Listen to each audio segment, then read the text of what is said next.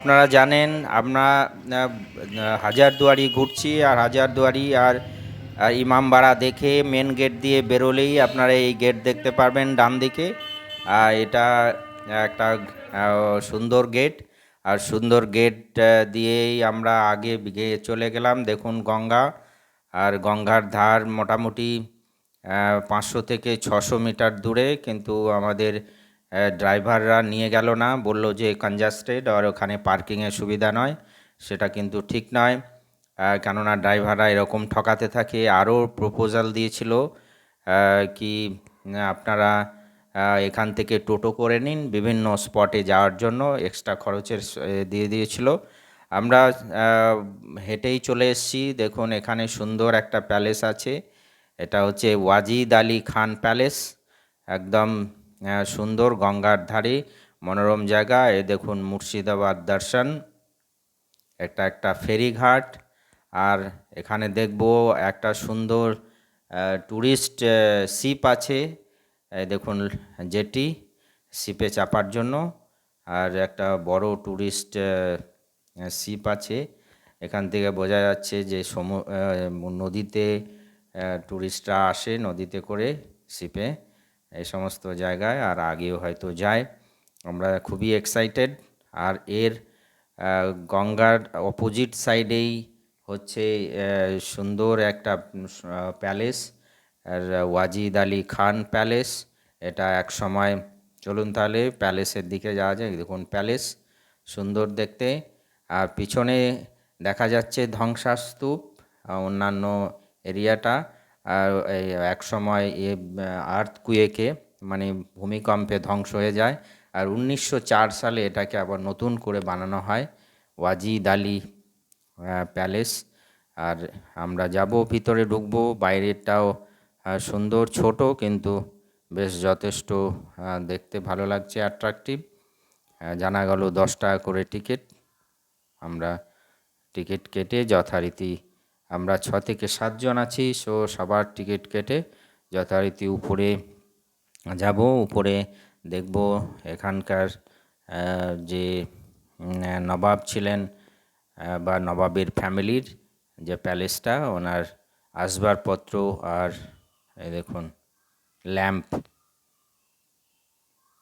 এটা হচ্ছে পালকি। আগে রাজা মহারাজারা পালকি দিয়ে যাতায়াত করতেন, সেই পালকিও এখানে রাখা আছে প্যালেসের ভিতরে। আর এখানে মিরর দেখা যাচ্ছে, এটাও একটা সিলিন্ডার মনে হচ্ছে। দেখুন আসবাবপত্র, আলমারি, আর এখানে যত হাতিয়ার রাখা আছে, তলোয়ার। এটা কি ওদের ড্রেস আর কি, সোনা আর রূপোর জড়িতে। দেখুন রূপো ও সোনার জড়ি ড্রেস, সেরেমোনিয়াল ড্রেস হয়তো, রূপো আর সোনার জড়ি দিয়ে মোড়া ড্রেস পরতেন। এই দেখুন সাহিল, ওদের খাট আছে, খাটের মধ্যে শুয়ে ফটো তুললো। এটা কিন্তু বড় একটা মিরর। এরকম আসবাবপত্র, যা নবাবদের আসবাবপত্র দেখা যাচ্ছে। এটা হচ্ছে হাতির উপরে বেঁধে, হাউজা না কি বলে, হাতির উপরে বেঁধে রাখা হয় আর তার উপরে চাপার জন্য। এটা আরেকটা সুন্দর আলমারি না খাট, খাটটাই দেখা যাচ্ছে মনে হচ্ছে। আপনাদের কেমন লাগছে এই ওয়াজিদ আলী প্যালেস? ছোট হলেও বেশ যথেষ্ট সুন্দর। আমরা তো পায়ে হেঁটেই গঙ্গার ধার বরাবর চলে আসলাম। গঙ্গাটাই মাদের মেন অ্যাট্রাকশন ছিল। তারপর ভিতরে এসে বেশ ভালোই লাগলো, শান্ত। এখানে টুরিস্ট একটু কমই আসে। এরপরে আমরা আগের স্পটে যাব, কেননা এখানে লাঞ্চের সময় হয়ে যাচ্ছে। দেখুন কত সুন্দর, আমরা এখানে লাঞ্চ করব। এ দেখুন হোটেলে চলে এসেছি, লাঞ্চের অর্ডার দেওয়া হয়েছে, মডারেট ফুড। আমরা সবজি ভাত, মাছ ভাত, আর 2-1জন বিরিয়ানি অর্ডার করা হলো। দেখে নিন আমাদের লাঞ্চটাও কী কী আমরা খেলাম। দেখুন থালি, 80 টাকা থালি। এই দেখুন, অসাধারণ।